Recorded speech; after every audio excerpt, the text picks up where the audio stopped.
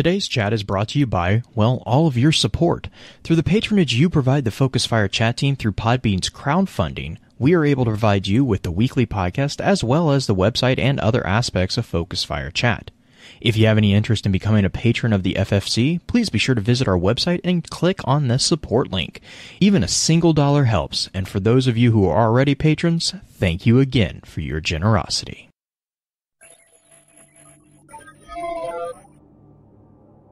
You may have heard the whispers of guardians gathering in the shadows, exploring the mysteries of this world and the worlds which surround us. We are all in search of truth. Sometimes we need to focus that search, focus that fire. And so we come together. Join us. Join the discussion. Welcome to Focused Fire Chat.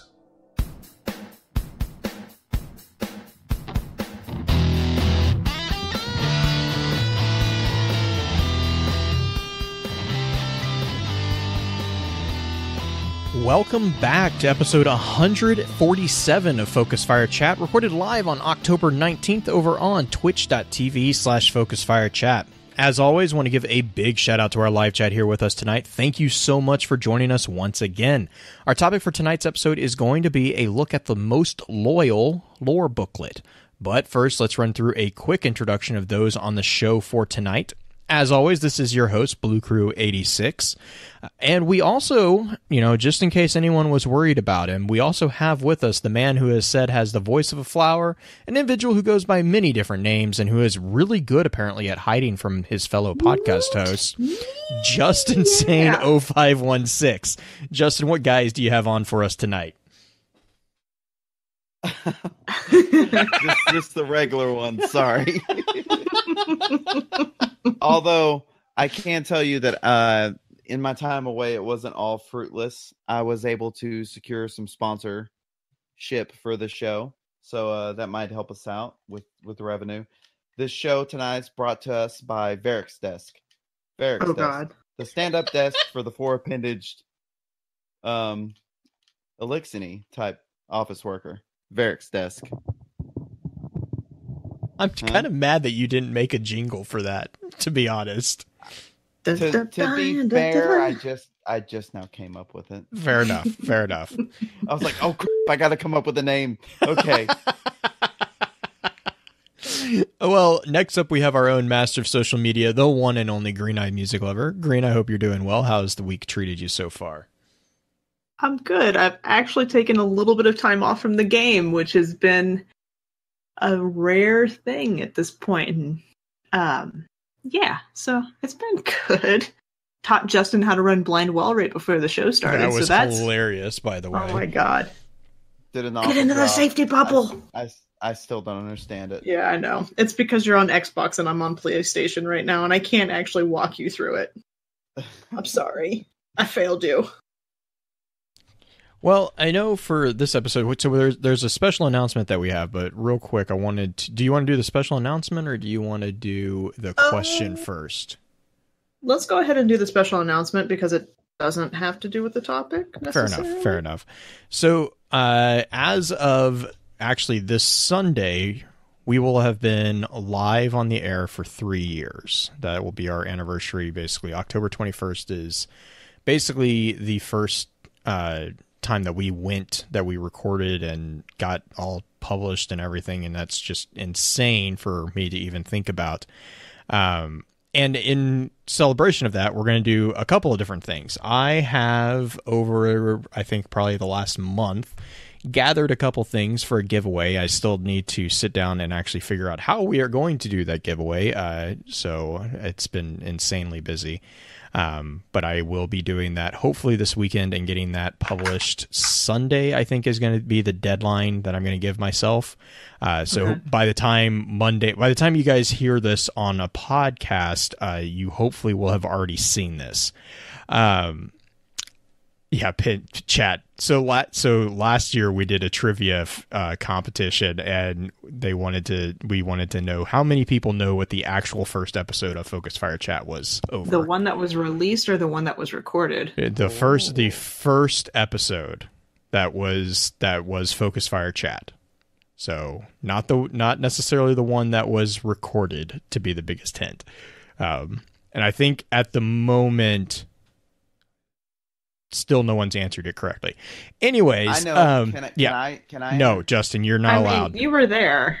No, actually, he wasn't there. That was Oh, the no, he problem. wasn't? That was Oh, the God. problem. So yeah, that was supposed to be there. the other thing that we did is Green was kind enough to spend a good amount of time and put together an amazing looking shirt. And we just launched the campaign tonight. So Friday night, we're launching the campaign. We'll be putting it out on Twitter, obviously, as soon as we get off this live stream. Again, so by the time you hear it on your podcast feed, this will probably have already gone live. But the shirt that we have released is a 3-year anniversary celebration shirt. Now, if you don't get a chance, I don't know how long I haven't decided how long we're going to run that campaign. I'm thinking maybe until the end of the month. Just depending. I don't know. I'm still up in the air on this one. But what we are going to do, what I have planned is I'm going to take the design of that shirt and we're going to tweak it a little bit, take off basically the anniversary aspect. And we will be running that shirt going forward as a regular part of the shirt or the shop that we have for Focus Fire. We're going to be trying, hopefully I want to try to get some more designs up there. Hint, Justin, for us to kind of offer everyone. But so it will be, the basic design will be similar, but it won't be the same as the anniversary design that we have up there right now. Other than that, the giveaway, to give you an idea what I have, I've been able to capture. I've caught not all of them, but some of them. The Vinyl Ghost. I have a couple of the general shells and a kill tracker. And then I also do have an extra deck of cards from the Forsaken. And then I believe I have a extra Sundance model ghost keychain. So those are the ones that I've been able to scrounge up. And I believe, Green, you said you might have a couple things that we've been able to collect over the past few weeks. Mm-hmm. I don't have them listed out fine. Now. So but... we'll be getting that out. Mm-hmm. Again, I'm not sure exactly how Green and I need to touch base on that piece, so we'll be getting that information out to you as soon as we can. But we just wanted to take the opportunity to say, huge thank you to everyone for putting up with our insanity for the past 3 years. We are not going anywhere. I know. Don't know if anyone's worried about that, but we're not, because we're not. That's what my guidance counselor told me. Uh-oh. I'm not going anywhere. That's what he told me. Oh, okay. I was worried about where that was going, to be honest. What was that, Green?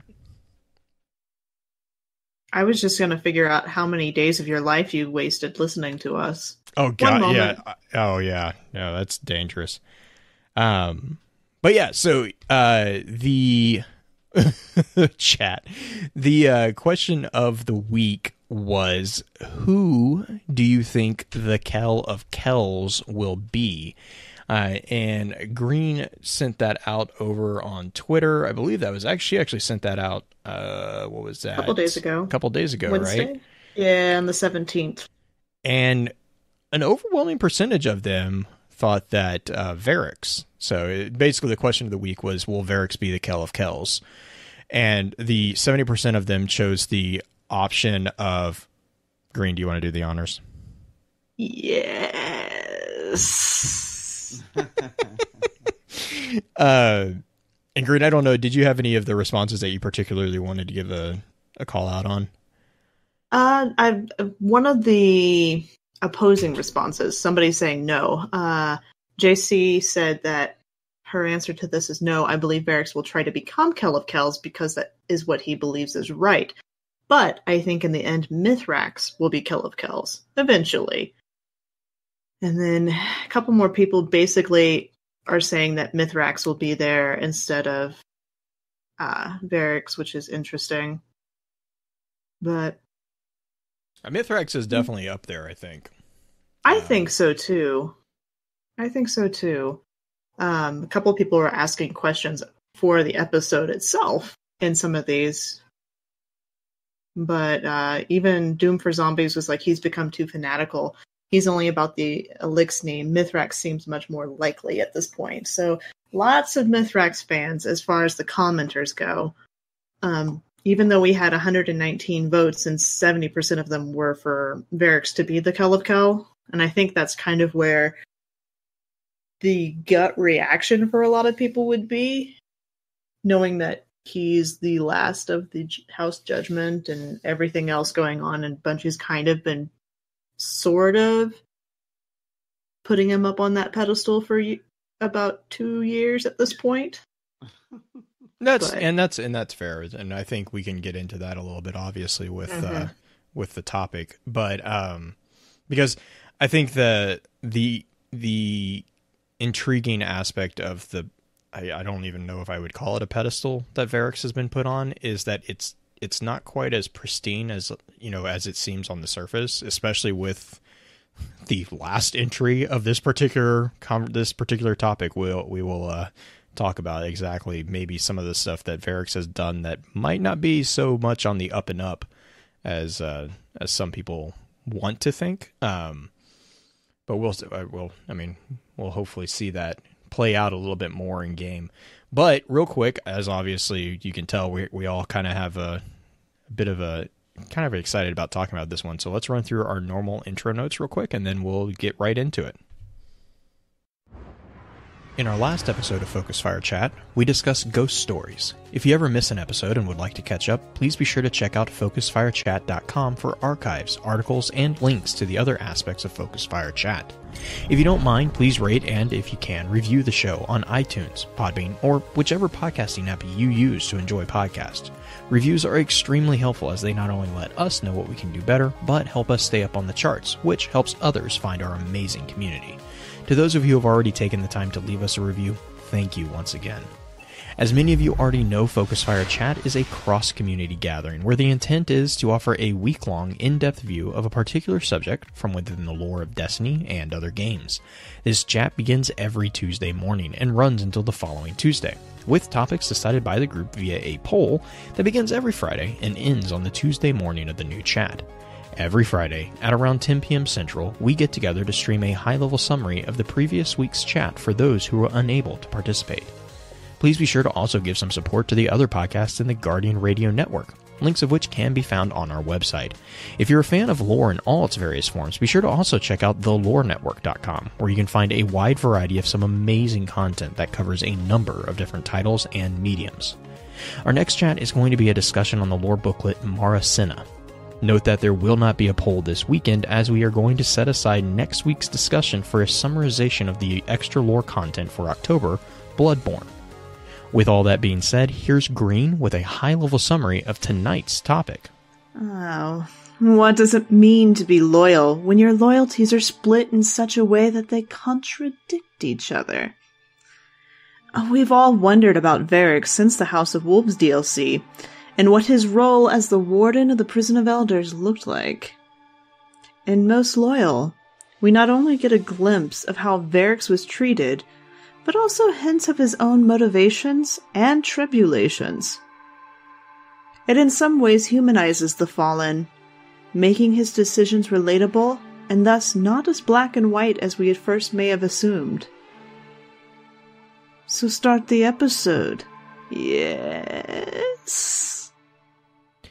Before we jump into the information and thoughts that the community had about Most Loyal, however, let's have a quick chat about this week's Lost Lore.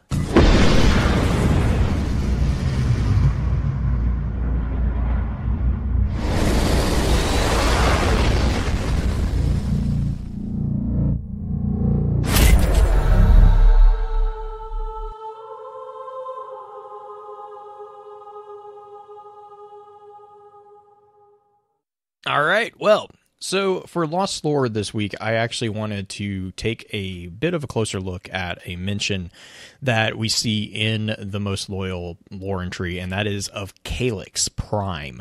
Kaliks Prime is actually something of a curious mystery for the most part. We know from earlier information that Kaliks was somewhat important, but we kind of find out within Most Loyal that Kaliks is a very, very significant servitor to the Elixni during their golden age. So real quick to kind of take a step back and kind of talk about that a little bit, for those who are joining in on the game who might not be fully familiar with what the servitors are other than giant Pokeballs that run around and shoot purple beams at people. Servitors are basically, they're described as living relics of the past fallen civilization. Servitors are highly advanced machines that can process matter and energy into the ether that all fallen depend on for life. They can fulfill a support role on the battlefield, but also anchor fallen communication networks and provide technological support. Given their ability to generate and provide ether, the Fallen tend to treat the servitors as gods in their own right. And although servitors fulfill a vital role in Fallen society, they are integrated into it in a complex way. Servitors are actually attached to what's known as a prime servitor, which is the largest and most powerful servitor in a Fallen house. The prime servitor exists in a kind of an unclear symbiosis with a Fallen archon, who works to convey the wishes of the house's Kel to the prime servitor.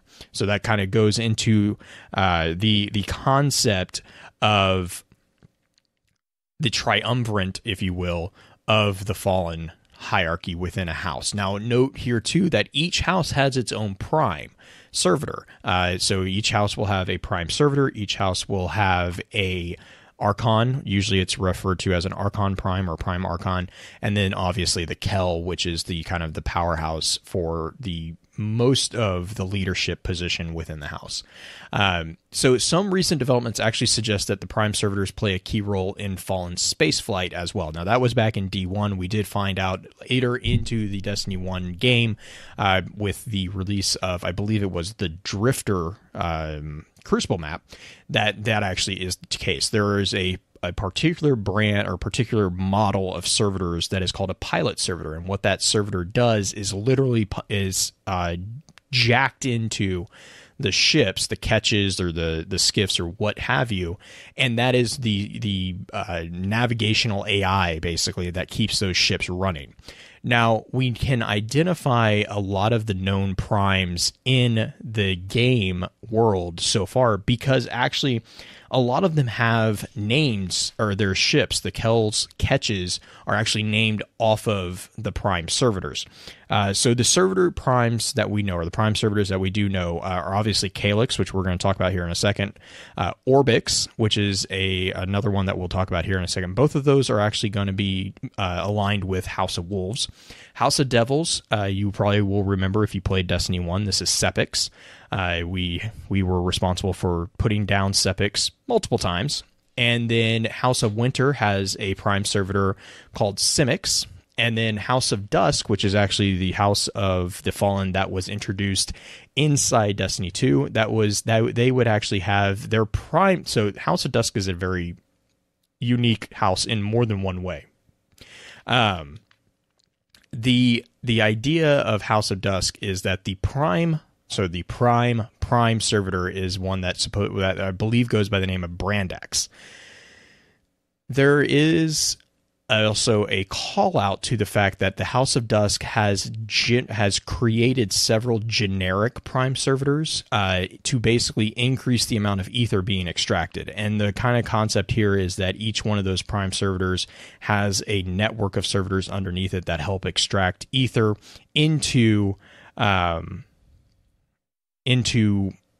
extract matter into ether. So they would send each of these units out.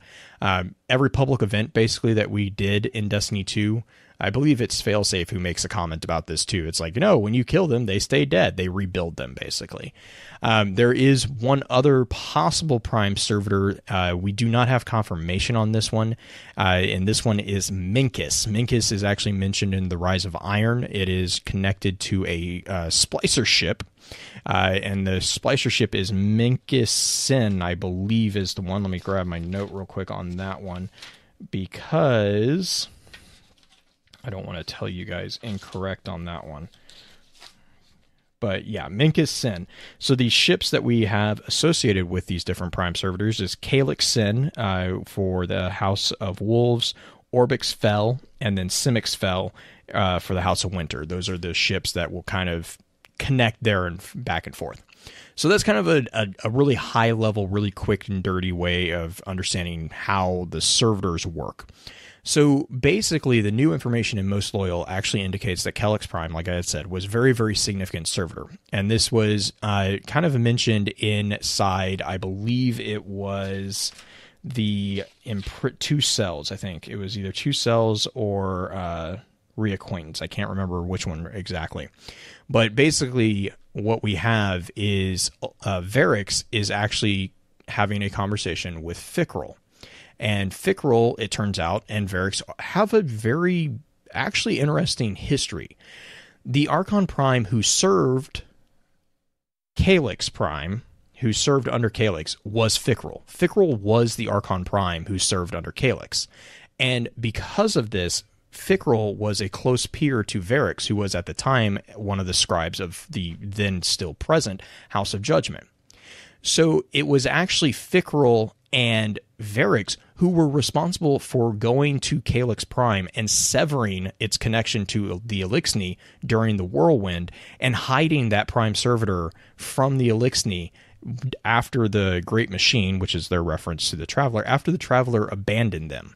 So Variks actually firsthand experienced the abandonment of the Traveler by the Eliksni, or the Traveler's abandonment of the Eliksni. Variks was there. He watched them do it, or watched the Traveler disappear. And then after that, he and Fikrul were responsible for hiding Kaliks Prime from the rest of the Eliksni, who, because basically what happened was everyone just went crazy. It just descended into madness. And so in order to protect the Prime, they pretty much disconnected it from the rest of the Eliksni population and hid it from everyone. So they were actually, in some ways, kind of betraying their people there. And so basically what's going on here is, first off, that kind of is putting Fikrul in a bit of a more prominent position than I think a lot of people might be thinking of him as. He was not just used to be an Archon. He actually used to be the Prime behind Kaliks. So what does all this do? So basically what happens is we also possibly see a connection here, and I had mentioned this before, I think it was before show. We also see a possible connection to the Chimera that you guys have.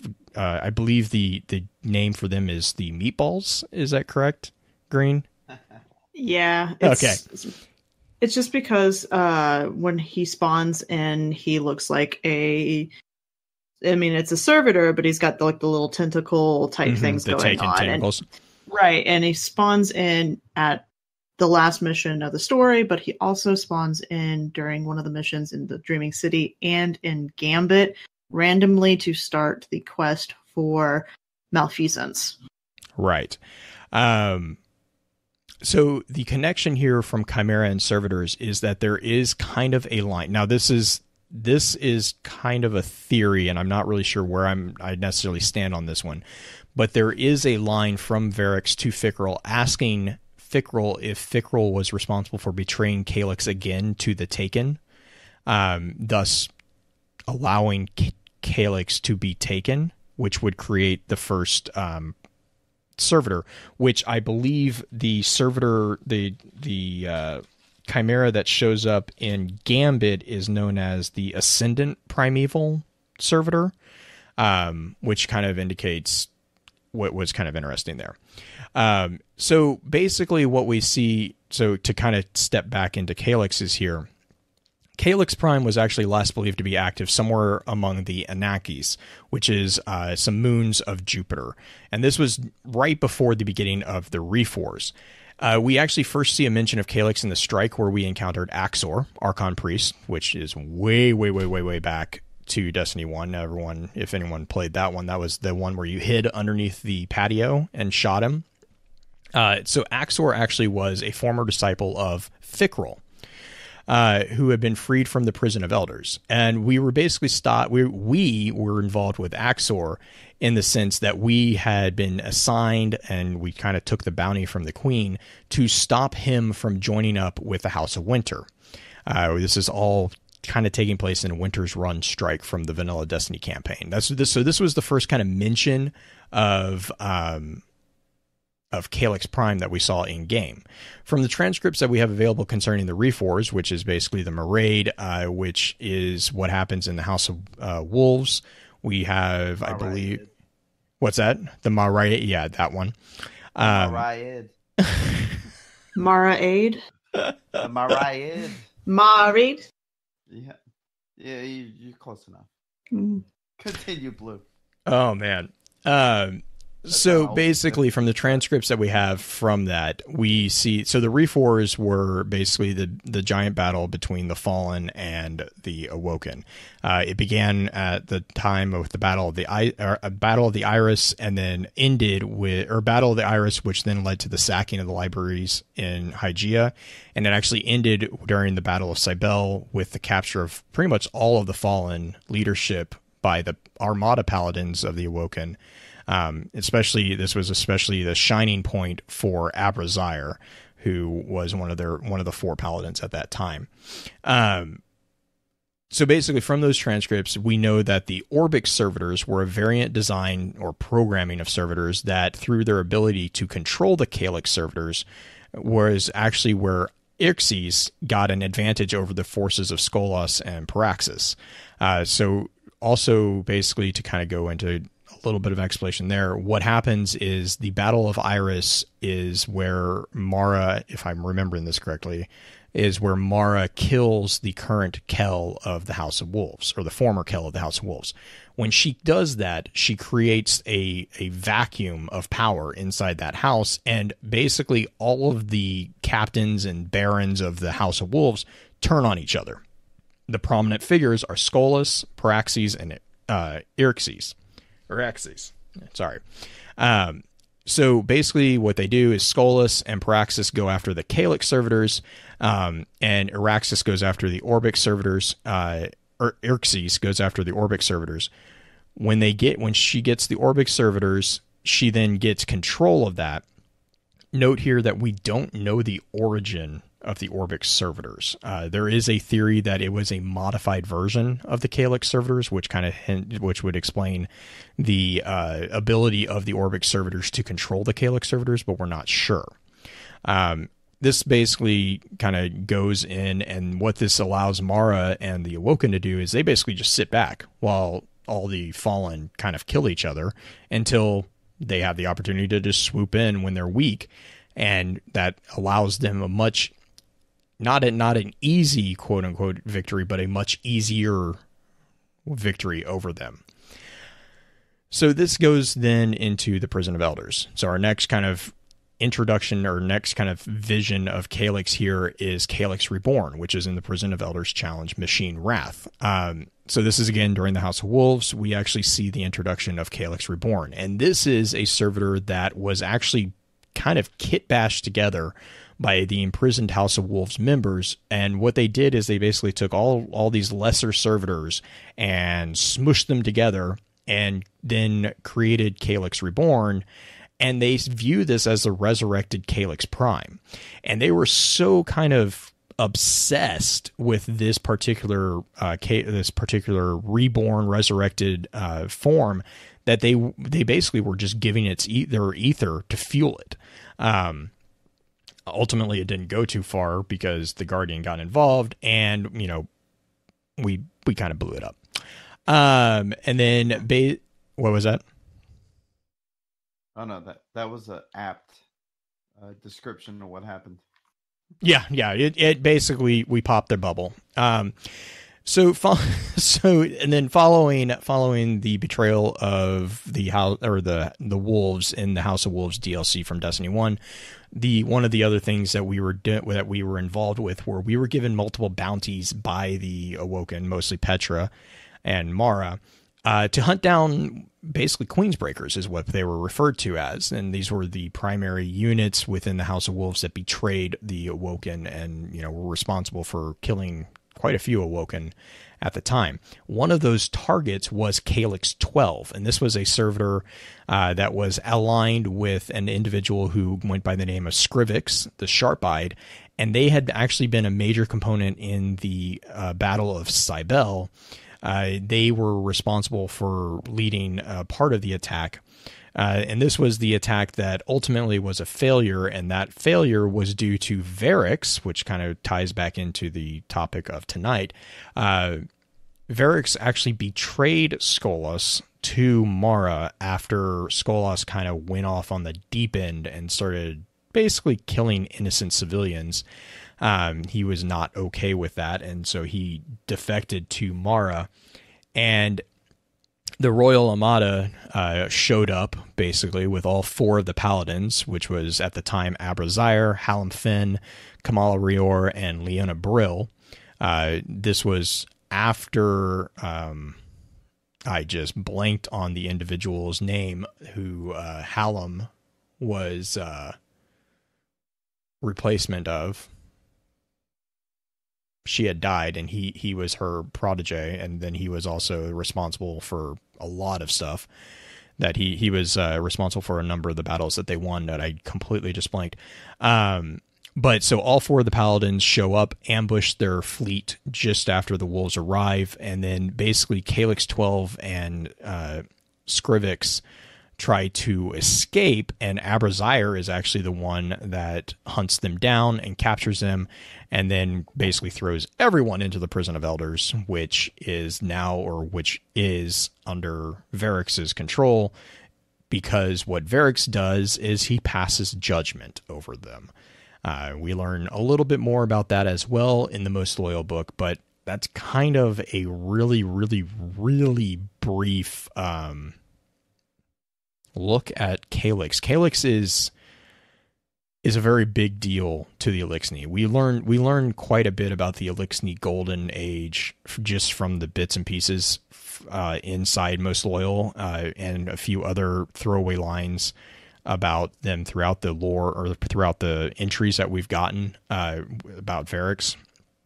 And it's actually kind of interesting, some of the stuff that we heard. I want to know more about Edge Wars, to be honest. One curious note that I did make in regards to Anake's, which was the irregular moon of Jupiter that I mentioned, we actually see Anake in the Orphic mythology, and this is going to tie back into the Traveler as well, which is why I kind of made a note to call it out. And what the note that I have here says, it's in Orphic mythology, Anake is a self-formed being who emerged at the dawn of creation with an incorporeal serpentine form, her outstretched arms encompassing the cosmos. Anake and Kronos are mates, mingling together in serpent form as they tie around the universe. Together, they have crushed the primal egg of creation, of which constituent parts became earth, heaven, and sea to form the ordered universe.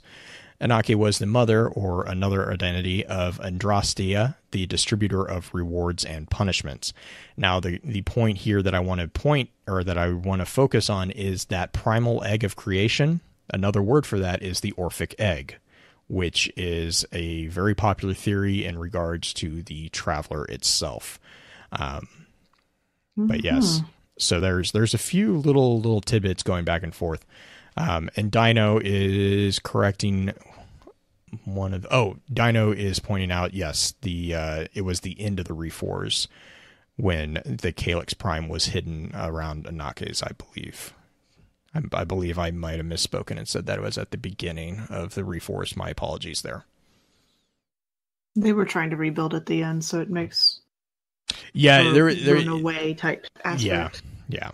So, but Since yeah, things so were collapsing. And so the interesting thing here for me was that with Kaliks, what we see a lot here is Kaliks and Variks are very very familiar with each other. They know each other. Variks has a history with Fikrul. Fikrul and Variks. Sorry, I said Kaliks too, but Fikrul and Variks are very familiar with each other. They know each other. They used to be peers, and they actually, in some form, were co-conspirators and almost friends in a few ways. And so Fikrul has done more than, just kind of gone off in the deep end. He's betrayed more than that. He's betrayed not just the Eliksni, but he's betrayed Variks himself. It's a personal betrayal as well, which kind of explains some of the I don't know what the best word for it is. I don't want to say condemnation, but like they shunning. Yeah, he's just kind of he's got like this deep disappointment for Fikrul, because it was a Fikrul was an Archon Prime, and now he is not, he doesn't even recognize Variks doesn't even recognize Fikrul as being a Lixni. Which in a lot of ways he isn't anymore. Right. No, and that will definitely be another point that we'll talk about here when we get into especially the two cells and the reacquaintance entries have quite a bit to talk about there. But like his view of Fikrul, because when he first meets Fikrul, or when he first is reacquainted with him in two cells, he approaches him and he speaks in High Elixni, which is like the tongue of like basically the royalty. Because remember, the thing to remember is the Elixni were very feudal. I mean, that's, it's very easy to see this feudal system of the Elixni here. And he approaches Fikrul and he speaks to him in High Elixni, and Fikrul's response is basically in English. And it's just like, I mean, it basically to this echelon like a slap of in the face. Exact. Yeah, I was going to say it's a full slap in the face, because we also see within, I believe it's Job Undone. Job Undone, we get introduced to a character known as Grox, who is who's like this. I kind of like Grox. He's a bounty hunter. But he's like I want to think, I get a picture that he's a vandal, but I'm not 100% sure on that. He is a fallen. And the reason, one of the call outs in that entry from Variks is that the only reason that Variks deals with him is that he speaks Elixni. He still knows how to speak Elixni. And that to Variks is very important. Like that's, keeping with the ideals of what he sees as the Elixni, not as the fallen. And yeah, in chat, is making a comment about Fikrul's betrayal wasn't just of, his friend. It was the betrayal of his ideals. It was betrayal of what they stood for before the whirlwind occurred. They had survived the Edge Wars. The Edge Wars, the Edge Wars were a violent civil war that the Elixni were involved with prior to the Travelers showing up. So the Travelers showed up much similar to our like humanity's own golden age. The Traveler shows up to the Elixni home planet, wherever that is, we don't really know, and actually brings to a close these things called the Edge Wars. All we know about them is that they're violent civil wars that were just just atrocious events, and that kind of ushers in the golden age, which is ushering in peace, a more stable system of political nature. I'm assuming that there was probably something with resources given their reliance on ether. And so, Fikrul and Variks, Kraxus, which we'll talk about a little bit here, who's the Kell of Kings, who's confirmed as being dead, or not confirmed, but Variks learns of his death, were kind of the last standing figures from pre-Whirlwind Elixni. And so when Variks sees Fikrul, he already knows Kraxus is dead. Krax, I think, is dead. And so there's one that's the last Kell from before the Whirlwind. And now he's seeing Fikrul, who's kind of the last prime Archon from before the Whirlwind. They've all fallen away. Variks is the only one. Yeah, thank you, Dino Krask. Variks is the only one from that particular echelon, that caste within the society. Variks is now the only one really that is still around that keeps to the old ways. And that weighs pretty heavily on him, as we see within the Where Loyalty Lies, the last entry. It kind of is where that catalyst for the decision that he makes at the end of this particular lore booklet, that's where that comes from. But yeah, so that's kind of a large buildup into getting into the most loyal lore booklet. And I don't know, Green, if you wanted to. I don't know if I left anything out or if I misspoke on anything else. Dino's done. Dino, thank you for keeping me honest. Dino's running live chat, keeping me honest here. I appreciate it so much. Thank you so much, Dino. So much.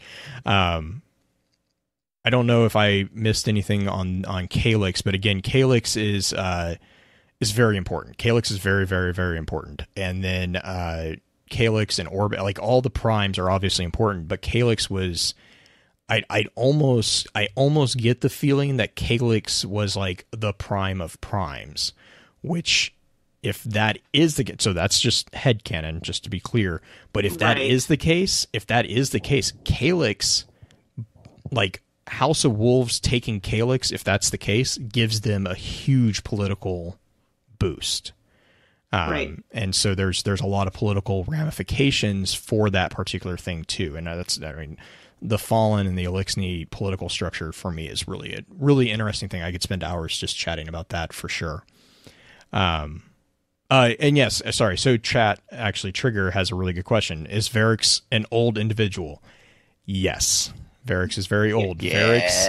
Variks, we have confirmation here that Variks was actually present for the whirlwind. He saw the, I mean, that's what I mean. He was literally there. He watched the traveler disappear. Right. And him and Fikrul, and I believe Krask. Krask is almost actually kind of hinted to be older because Krask was actually present during the Edge Wars. I don't know if Variks was present during the Edge Wars. I get the feeling that he was, but I can't really put my finger on that particular piece. But Krask was. House of Kings and House of Judgment were kind of the ending of the Edge Wars along with the arrival of the Traveler. That's kind of how Judgment and Kings kind of got to the prominence that they were in during the Elixni Golden Age, is what it kind of seems. That also gives us some more information about the Fallen lifespan. Yes. In so much as that they are a much older race than, I mean, they've been an old race this whole time, but the fact that their longevity, each and of themselves, that's new information. I don't think we ever had any real information about how long each of these Fallen would live for if given the chance. Nothing concrete. Well, and I think that also ties into the consumption of ether. Right. I think ether is God, longevity. that card is so sad. Just knowing how little ether they're giving. Variks. The less is more card. Yeah. Mm-hmm. Where you actually see some tenderness between Variks and Petra, which I love that card because of that. Yeah, Petra likes him. And Variks likes Petra. He just doesn't think that she's a good leader. Right. Which I don't think Petra would argue with. Petra is not a leader. She's a warrior. Who he thinks is a good leader makes me cringe slightly. I mean, I understand why, but at the same time, it's like right, yeah. But let's jump into that. You know, let's look at this particular set of entries. Again, huge shout out to Bungie. I know Dino will be keeping us honest in chat, but thank you again to Bungie for giving us a semblance of order. I'm absolutely loving this.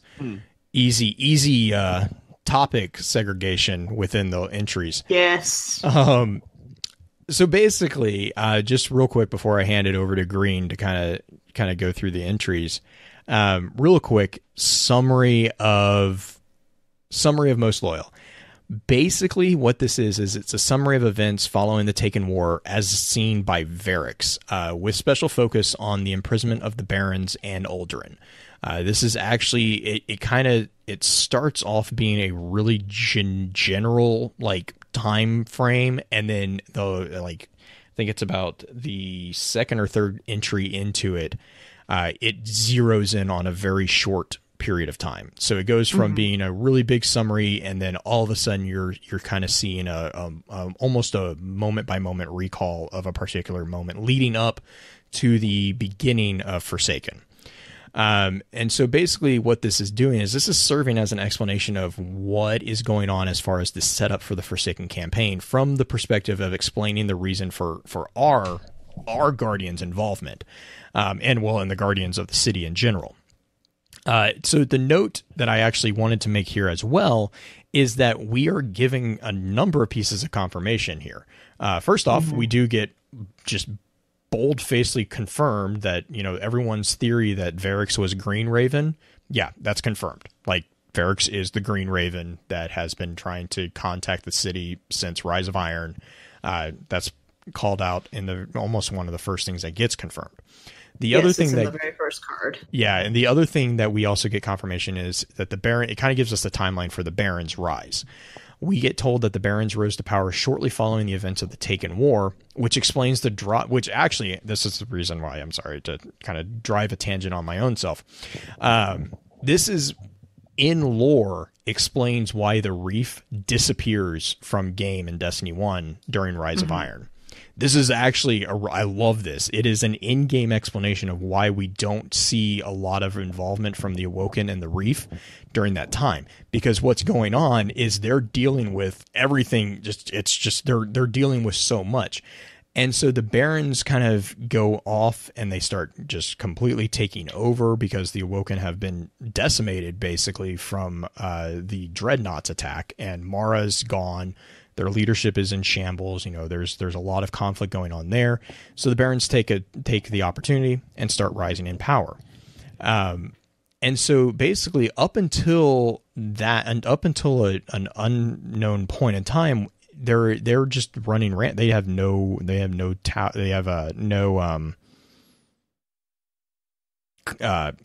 curbing influence. Like, there's nothing there to stop them. Mm-hmm. And then we see Cade and what was called Cade 6, which I get the feeling that's just 6 chosen guardians. It's like a raid team. Yeah, we don't know who they were. There's no confirmation of identity on any of these. But basically, Cade and his 6 come in and actually end up capturing the majority of the Barons and then supposedly killing Fikrul.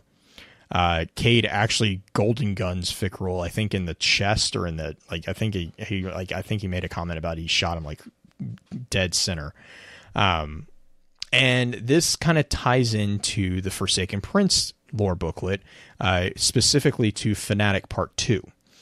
Fanatic Part 2 is where Uldren actually cross paths with Fikrul and resurrects Fikrul basically using corrupted ether, which, to kind of tie that back into the Lost Lore section, invalidates the claim that Fikrul is the cause of the chimeras, because basically what Variks is saying to Fikrul is, he's like, hey, you have a corrupted version of ether. You have corrupted ether going on here. Did you betray Kaliks, and then that was the source of this corrupted ether? Well, we as readers of the lore know that the source of the corrupted ether that Fikrul has within him is actually Uldren, and then Riven in a way, because of what is going on with Uldren. Uldren is the source of the corrupted ether that then Fikrul uses to create the Scorn, and that whole pyramid scheme goes rampant and rabid. But so that kind of invalidates Variks' theory here of Fikrul being a further betrayer of Kaliks as that one. But yeah, so that's kind of a really big summary, I guess, of the overall entry. I don't know. I don't know if Green. I don't know where you want to go from there. I'm going to hand it over to you. I think some of the cards are worth reading, in so much that so many of the things that you're talking about are verified. I would almost say Splinter Bone, which is the very first card in the book, is one that we probably should go over as far as reading it. Are you okay with that? Or yeah, no, definitely go for it. Just because it has the confirmation about Green Raven. Do you want to do the thing? What does the text say? So this is Splinter of Bone. Deep in the heart of the prison of elders, Variks of House Judgment clutched a splinter of bone as he watched the solar system burn. The facility had been outfitted over the years with massive sensor grids slaved to arrays spread across the reef. They gave him a detailed analysis of the Red Legion's fury. The light from the monitors was the only illumination in the room as his arms flew across the controls, relaying warnings to Petra and the Awoken. He could already see the remainder of the Awoken fleet disappearing off his scopes, going into hiding. Relaying warnings to the city, though he could see he was far too late. Their comms were gone. There was no one left to listen. Relaying warnings to his people. With the end of the houses, there were so few who would listen. But if he could save even a handful. While his hands work, his eyes remain fixed on the screens, watching death, destruction, and horror. In his role working with the Guardians of the City, he pored over the distress signals from the Battalion Exodus 6. Source Green Raven had sent bursts of analysis to the tower at least a dozen times since the days of the Taken War, but he never expected numbers of this magnitude. With the systems of the last city offline, he had no problem dialing sensors over the wall. He'd been able to see with clarity in the home of humanity with a resolution where he could make out parks and lakes and marketplaces. These same sensors let him watch, grinding the bone in his mechanical fist as people died, as the great machine was yoked and the Guardians fell. Scrambling, he alerted the crows, but something went wrong. The network had fallen dark. Each and every crow offline. All, that is, save for one. Through a garbled image, he saw a hand, an awoken hand, but it almost immediately fell to static. He wanted to care. He wanted to feel something for them. What dominated his thoughts, though, what made a ticking noise emanate deep in his voice synth, was the growing fear that the Queen's plan had failed. He sat back in his chair, thinking. The prison of elders orbited far enough away from the core awoken outpost, and thus far enough away from the Cabal's phalanx, that it might come out of this unscathed. Nonetheless, he initiated lockdown procedures, prepared for the worst. A comm ping, confirmation, Petrovenge and the limited forces at her command evacuated what settlements they could and disappeared into the nooks and crannies of the reef. She would be unable to send help to the prison. First House Judgment, then House Wolves, then Kel Marasov. Now he could feel the rest of his adopted people slipping away from him. With one of his mechanical arms, he crushed the splinter of bone to dust. So, this card gives us that confirmation that, yes, Variks has been the one basically giving us information about the Cabal on their way, but he didn't know how much was going to happen as quickly as it did. He didn't see that much of the Red Legion coming. It also shows how integral that his position in the Prison of Elders, even though he's the warden there, he still has his fingers in everything going on throughout the system, albeit just kind of a lot. What's the best way to put it? He's not. He's a spider on a web. Yeah, he's the spider. That's a good way to put it. He's like the little spy master type thing. And his crows, the crow, that whole scene with what we can assume is likely Uldren taking out one of the crows. Yeah. At least it's heavily hinted at it being Uldren. Yeah. Variks is, you can tell here that he's kind of a little heartbroken at the whole fact that the Awoken being taken out. He actually likes the Guardians. He enjoyed working with them, is what it sounds like, or at least it was a beneficial arrangement for the two of them. And now he's seeing everything fall away again. It's a good first card. So less is more is the next card. And we get to see kind of the Scorn coming into the Prison of Elders. He watches Petra march their latest prize into the cell block. And excuse the dogs in the background. We have guests tonight, puppy guests, so there might be more of that. I'm sorry.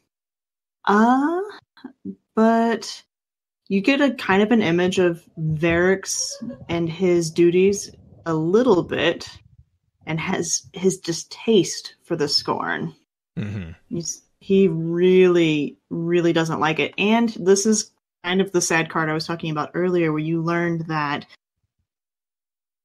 Variks, his sustenance still comes from ether, and the Awoken control how much ether he gets. And Petra says what does she say? Might want to up your rations. Yeah. You're looking a bit gaunt, which is real sad. I'm like, oh, I feel bad for Variks. He's being kind of.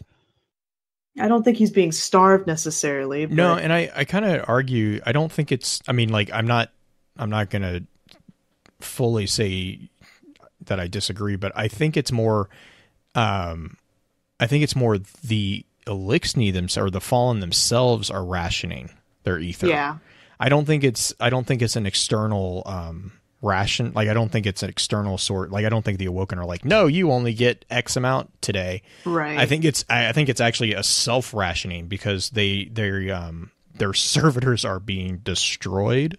If you remember what the barons are doing, they're ripping the servitors apart. So as their servitors are destroyed, their ability to extract ether is being kind of taken away. So they only have the tanks, I guess, of it that they have.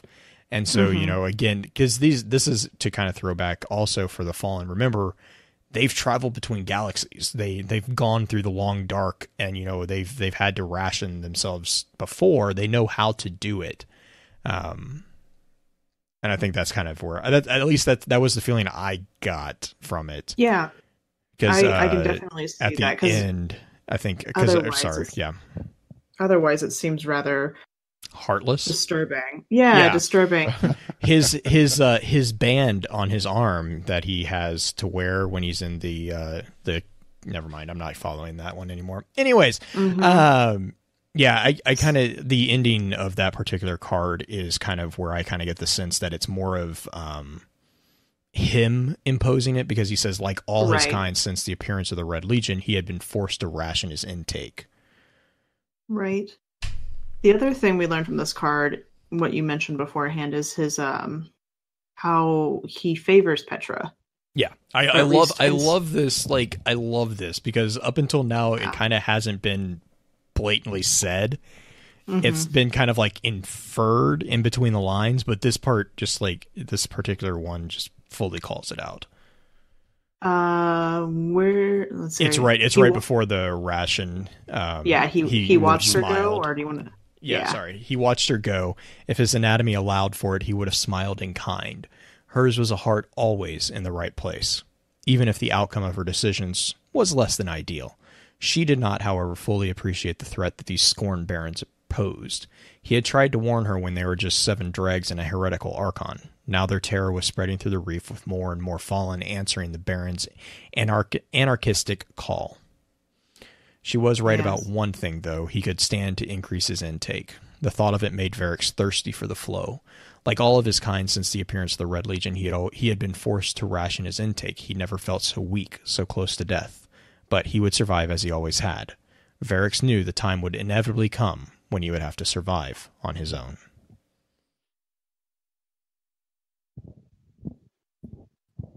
And prior to that, he mentions that he missed the strength of Mara. Because he says he only misses his Kel. Yeah, only a true. Yeah, he says only a true Kel understood that survival was not a game of waiting, and Petra Venge, for all her military prowess, was no Kel. Yeah. On the next I like card, that last line though. Yeah, the last line about having to survive on his own. Oh yeah, that comes back. Writing. That'll come back. that gets re-mentioned a couple times. So, Justin, you want to take roll call? Well, real quick before that, Dino actually has said something I want to kind of call out too. Is I kind of feel bad for Petra at this point, because if Variks really does go on to become a problem, this will now be the second really close relationship of Petra, or third actually, third really close relationship with Petra's that has betrayed their people. It was, and Mara didn't really betray. Mara just up and vanished with the catabasis. But like Uldren, they were, you get with 2 cells, and I think it's 2 cells, you get a sense of just how heartbroken Petra is, and over Uldren. And then if Variks also goes I guess I don't know, goes dark or goes to dark side or whatever you want to say, however you want to say that. I worry Petra is just, you know, she is very invested in those individuals, and I don't know how she will handle it. I'll be interested to see how that works out. She may never trust again. Dun dun dun. But yes, roll call.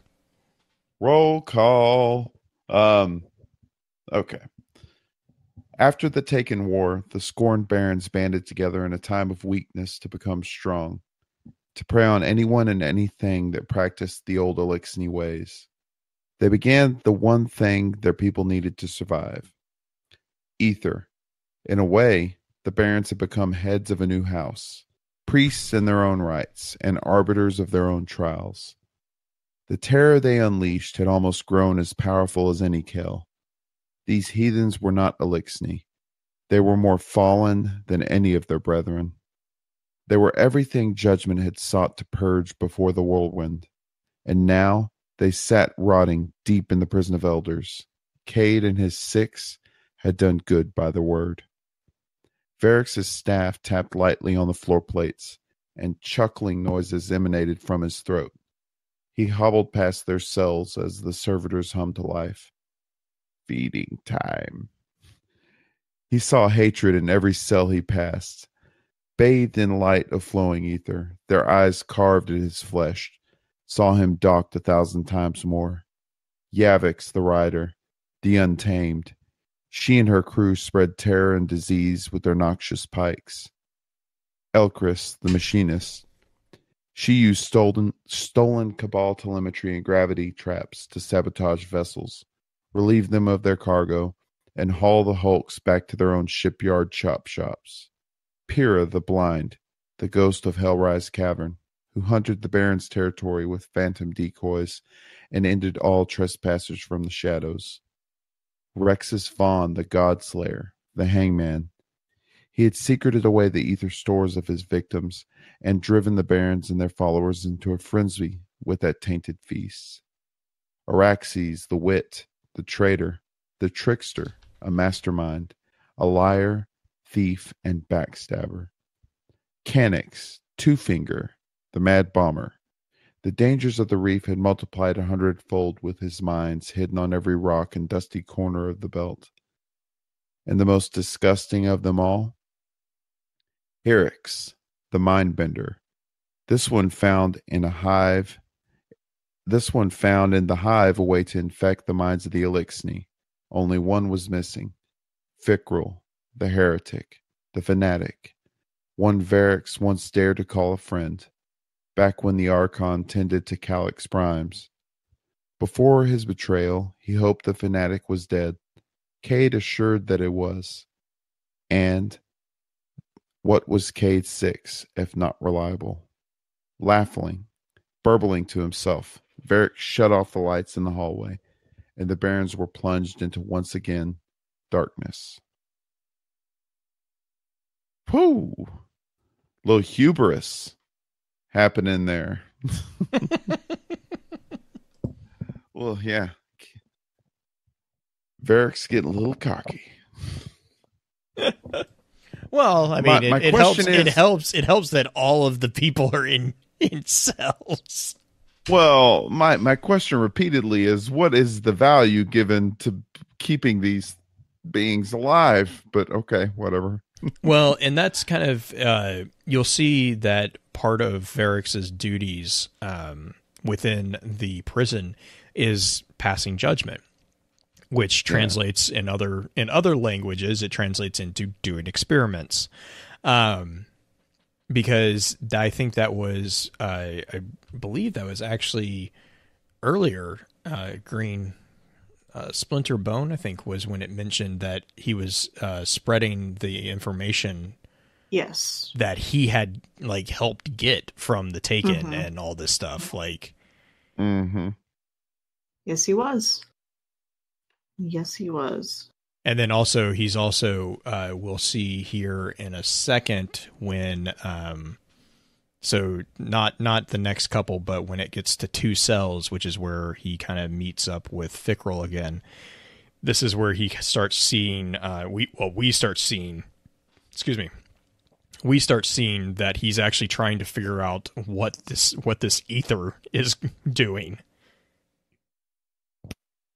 Like he's trying to figure out where this ether is coming from, and Fikrul kind of Fikrul basically blows up servitors that are trying to extract ether from him, and he's trying to figure out how to reverse engineer the corruption.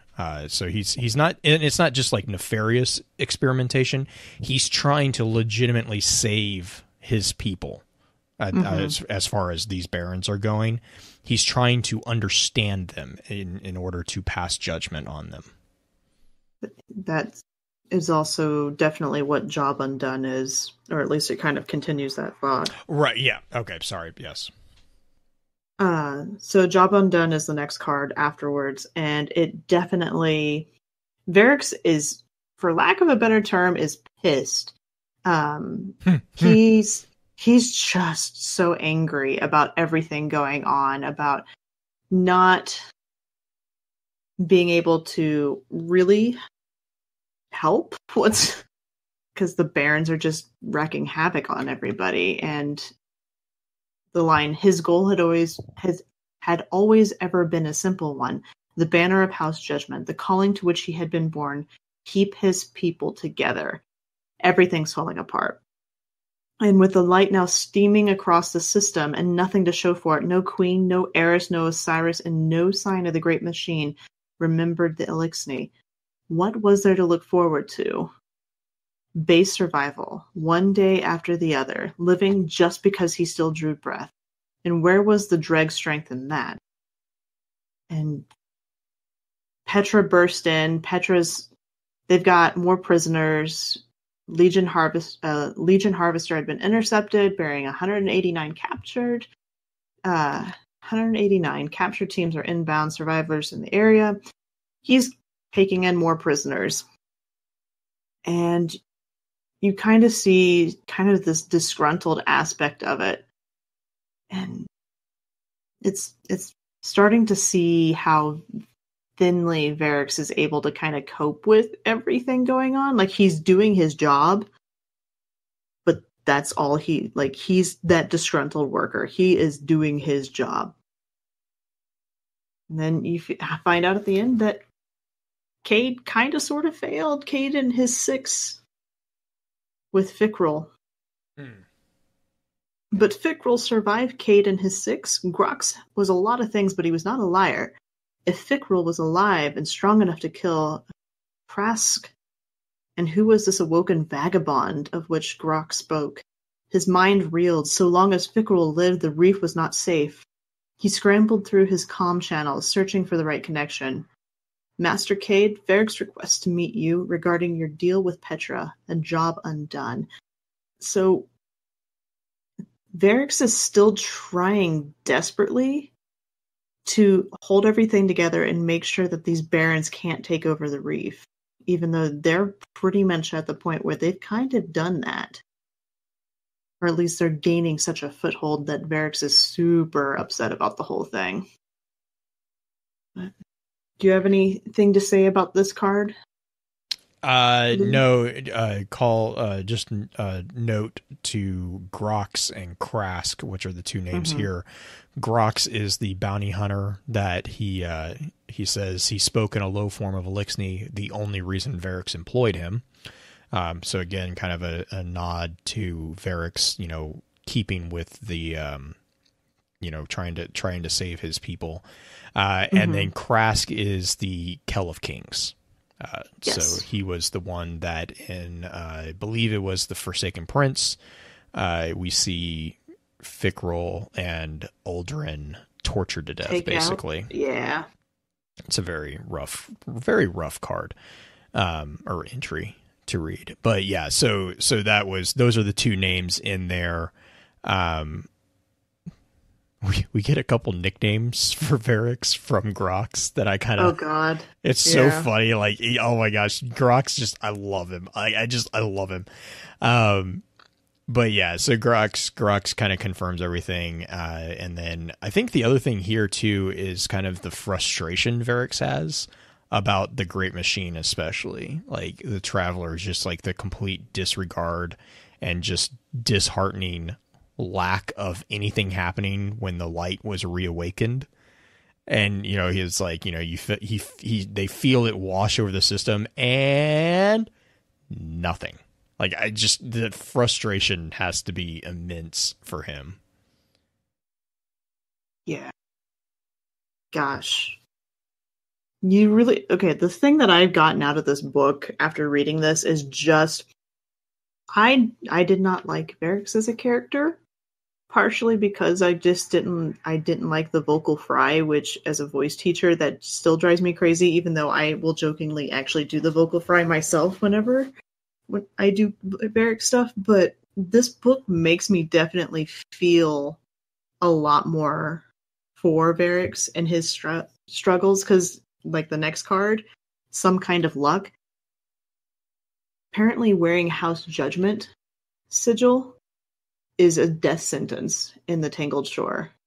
Oh yeah, I mean, think about it too. I mean, he's the warden of the prison that most of the people, the Thieves Landing, it's called Thieves Landing. Like, you know, it would be like a law officer off duty going into the middle of a giant gangland. Yeah, wearing I don't even, but I mean, you know what I'm saying? Like, it's just basically teasing people to challenge. You know, it's just like, hey, look, I'm the person who punishes all your friends, and if you came here, I'd probably kill you too. You know, and so to a degree, I get it, but I also see exactly what you're saying is he's got to be so careful about what he does, where he goes. I mean, the life of a spy master is not all that fun when you get to the daily grind of what's going on. That and being the warden and just having a crosshair on your back essentially the whole time while you're moving around. Well, and then not being able to leave. Like, he can't leave the prison because if he does, he gets a bigger crosshair painted on him. And it's not like he's unrecognizable because he has his metal arms.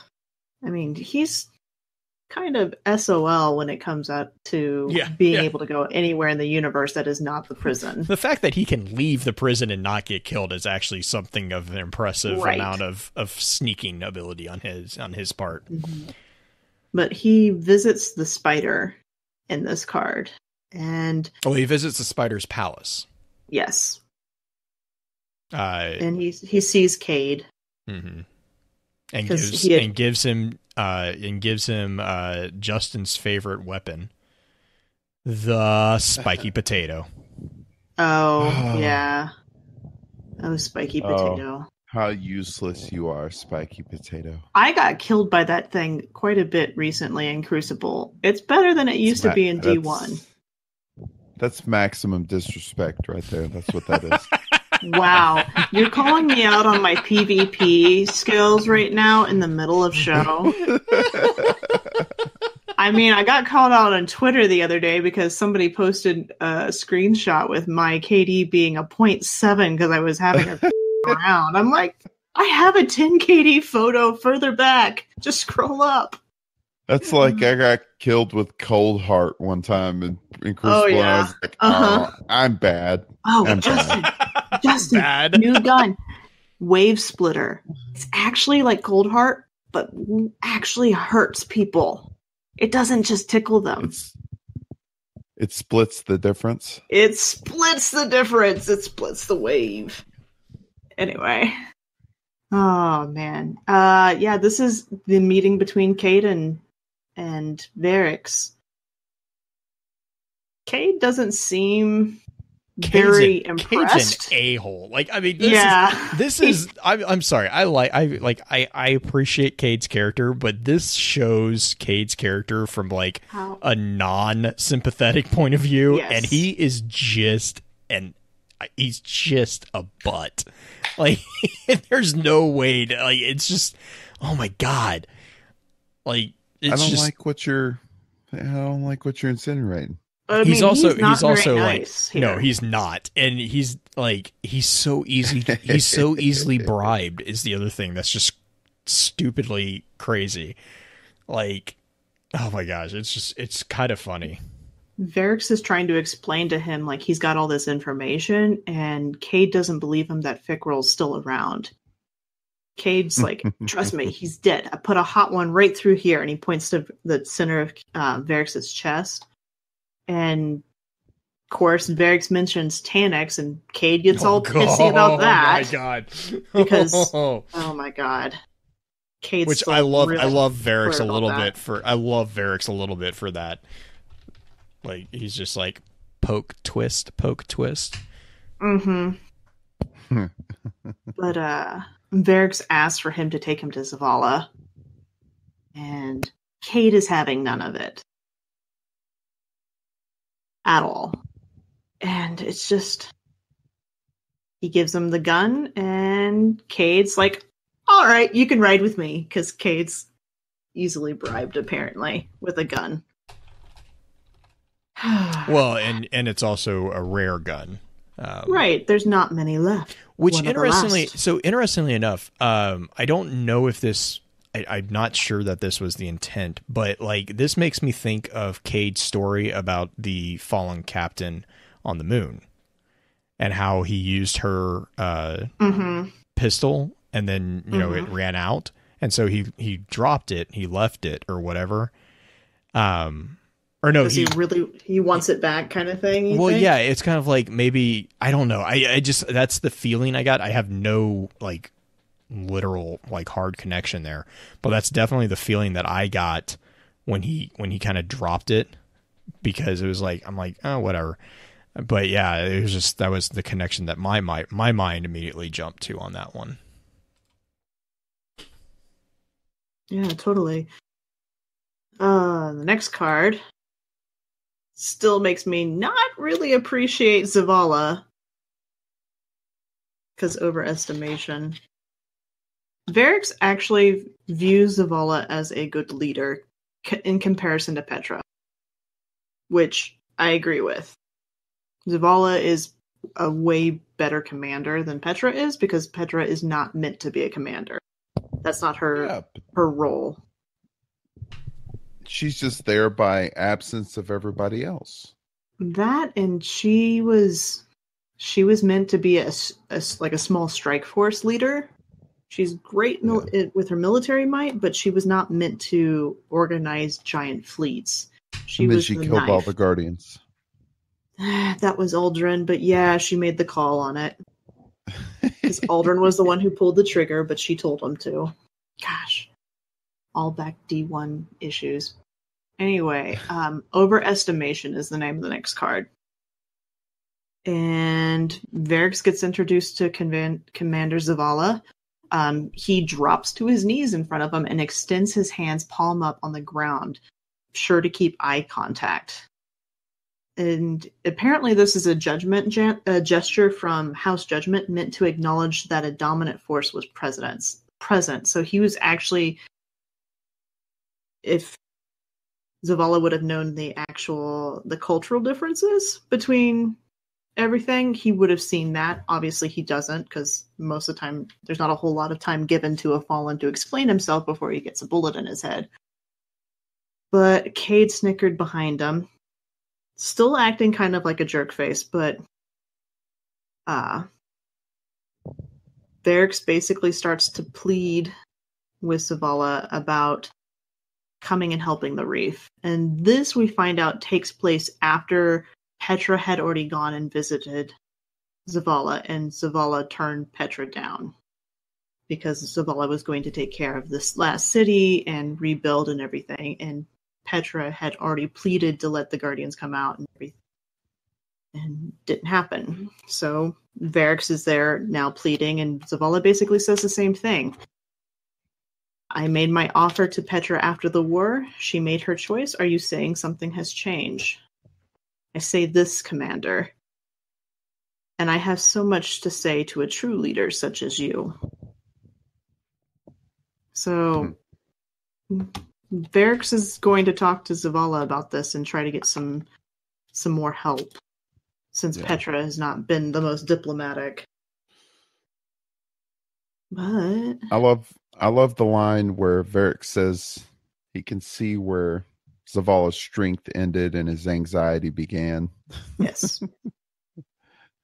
That's awesome. Hmm. That's the perfect synopsis of Zavala. Yeah. Gosh, it is. Blue, do you have anything for Unknown Space or Justin? Unknown Space. Or- Oh my gosh, Unknown Space. I know- love it. I love it. I- But I am still trying to decipher it. I'll be 100% honest. There's so much to unpack with Unknown Space. It's kind of like a look into his brain, but also Well, it's a dream. It's like, you know, it's terrifying. like it's him dreaming. I love it. I love it, but it's just there's a lot of confirmation. So this is where we get his memories of the whirlwind, the fall of the elders, which is again, prison of the elders challenge, or challenge of the elders. This kind of reference the elders. This is a mention of those particular people. The pillaging of the house, the idea that Judgment apparently did not wear armor; they wore robes, which is very interesting to me. It kind of gives a sense of their placement within the society of the Elixni. And then it's kind of like a bullet point touch by touch, or a bullet point listing of touch points from the whirlwind to the present for Variks, and it's really kind of, I don't know, I like it, but I also really want to know which one of the 9 apparently he's chatting with, because Jesus, they like yelling a lot is what I kind of, and that's a complete headcanon, but it's like the only other time that I really remember dialogue being total, caps locked is with the 9. Though I don't know if that's supposed to be that, or if it's just supposed to be like if that's supposed to be his conscience or whatever, because again, this is kind of a dream state for him. He's judging himself, basically. He says he could sense judgment turned inward. But yeah, no, it just, oh my gosh, like, for you, the great machine is a dark mirror. Huh. Who else has said the Traveler is a dark mirror? Chat, he's talking to the yelly one. Yep. Pretty much. It's so true. That's honestly the first thing I thought. And then like then he gets woken up by basically the return of Cade and Petra. But yeah, that's pretty much my really brief synopsis of this one. It's awesome. I really encourage, if you haven't read it, you definitely give it a read, because it's just got a lot of really cool little tidbits in it. I believe 2 Cells is the next one, which is going to be a fun one. So basically, this is the kind of introduction of Fikrul and Undone back into the story of Variks here. it's so, oh god, this is a bit of an emotional roller coaster. You get the sense of the tension between Fikrul and Variks. You definitely get that. You also get, again, Cade being kind of a, he's just, I don't like, he's trying to make jokes, and he comes across very narcissistic, is basically what it is. And so basically 2 Cells is really mostly about them getting brought into the prison. And so what happens is go for it. I was just going to say the thing that you start to see is how unsettled Variks is by Undone being brought into the prison. Yeah. And yeah, it's rough. So basically this is the processing of new prisoners is what this one is. It's which is kind of a curious point here, is what they do to the what they do to Fikrul. They actually hook him up to servitors that are specialized for extraction. And what this is extraction servitors are basically they get hooked up to the Elixni and actually pull the ether from the Elixni, which is really kind of intriguing to me because we've only ever really thought about it as, you know, they consume it. Like, so apparently that process is reversible, which is kind of, it's just, that to me is kind of crazy to think about. Which, you know, I never even thought about it like that. It's kind of it was just an interesting, mental picture, really, which is important. So keep in mind, Fikrul's getting hooked up to extraction servitors in this one. And then we jump into Reacquaintance. So 2 cells and Reacquaintance are really kind of back to back, like immediately back to back. And Reacquaintance is definitely more along the lines of Variks' response to Uldren being here. And then you also see Petra's response to Uldren being here. Petra recognizes that something's wrong with him. You know, and this is where Petra gives the order to lock down the entire cell block, that, you know, and basically she tells Variks that as far as the system is concerned, Uldren died over Saturn. And like, I just love how Variks like looks at Cade and Cade's like, don't look at me. Like, he's like, yeah. I think Cade's like basic way of saying bye is, hey, if Fikrul ever comes up to the arena, let me know, because I have a conversation to finish with him. So it's interesting there. God, man, yeah. Reacquaintance is a rough one too. Though I do like Cade's reference to Uldren as Prince Whiny Face. Which is great. It's just great. But this is also where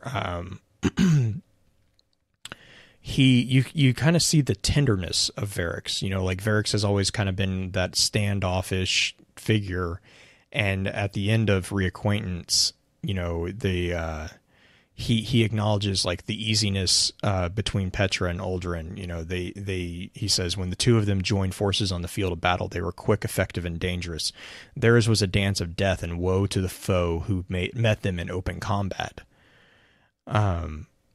And so then he basically goes to process Uldren, and he's just kind of like, he recognizes that there is something wrong with Uldren.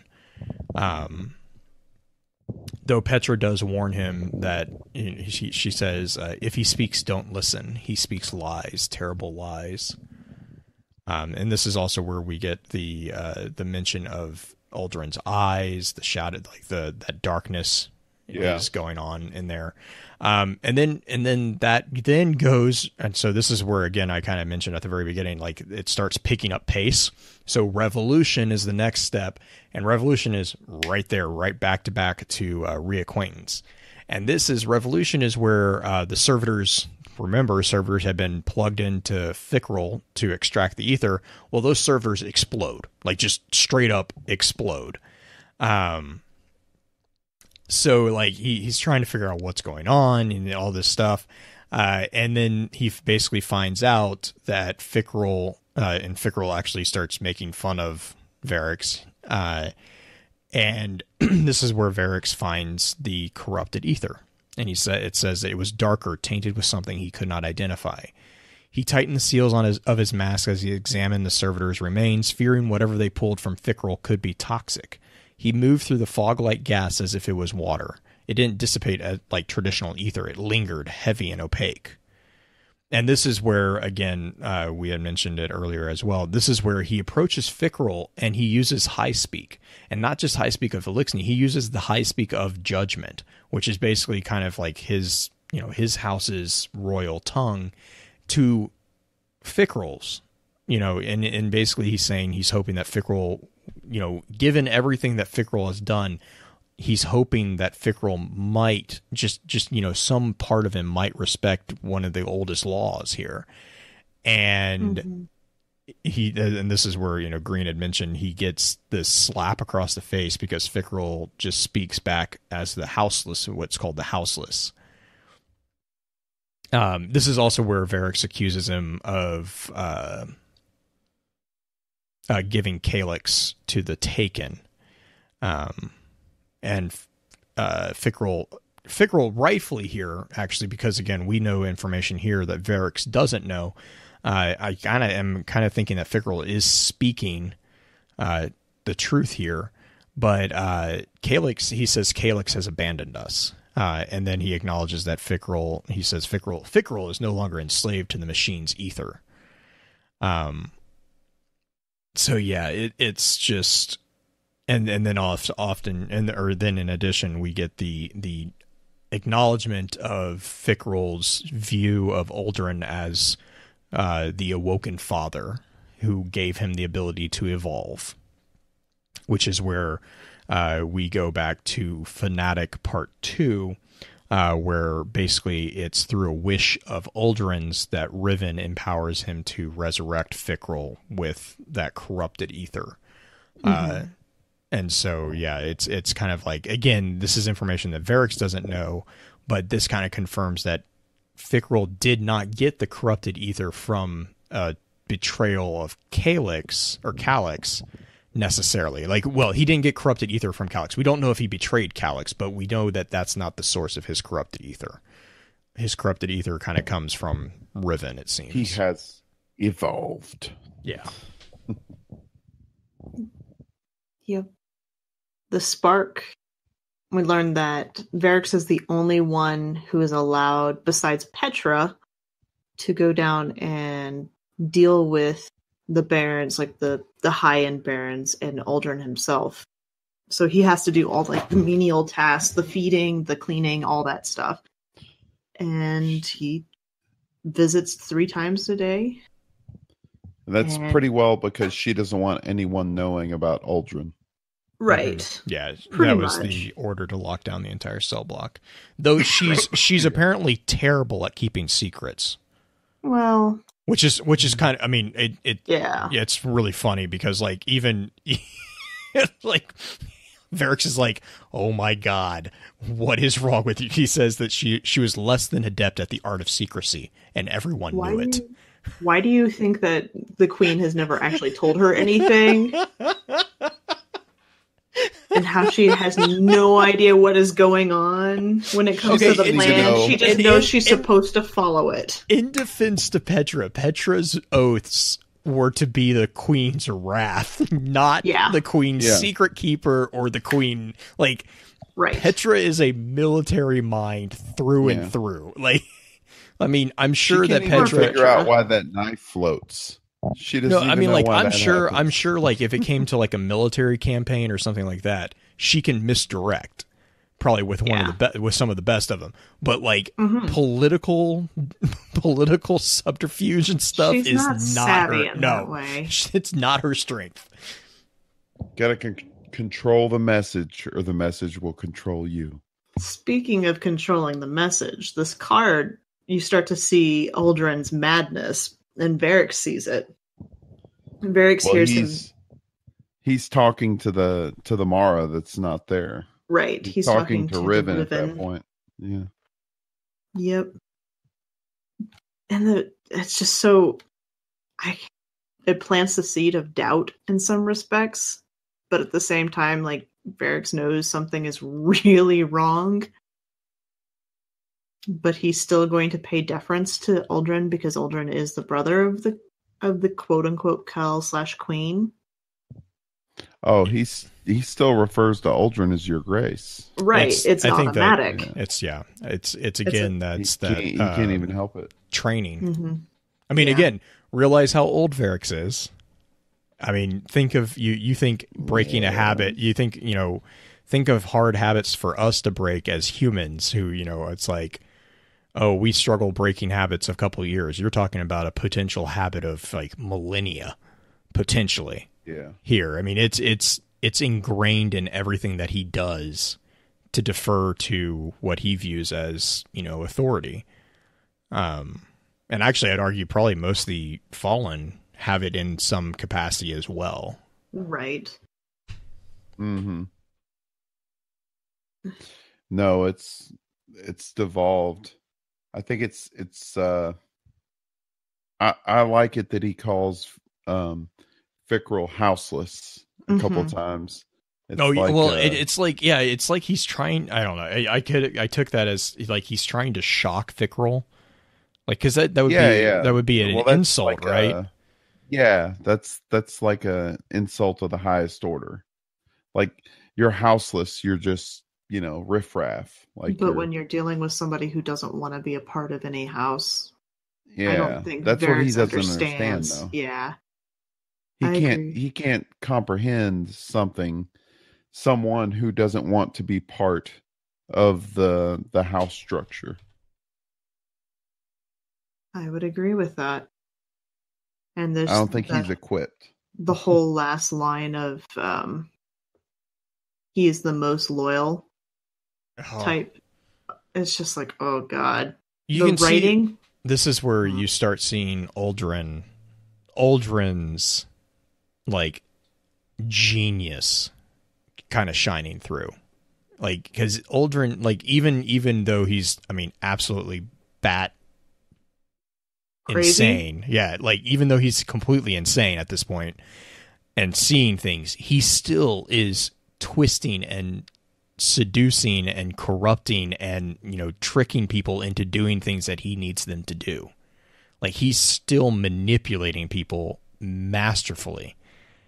And it's just, oh my gosh. And that's the spark right here that's being mentioned is basically Aldrin saying, hey, Variks, your Kel still is alive. Where is your true loyalty lie? Mm-hmm.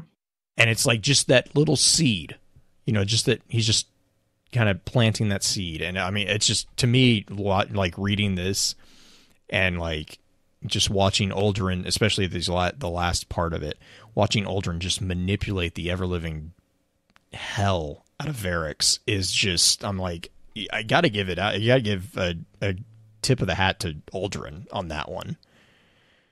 Because it's pretty impressive. I think that was more I think that was more admiration on my part for Aldrin's ability to manipulate things.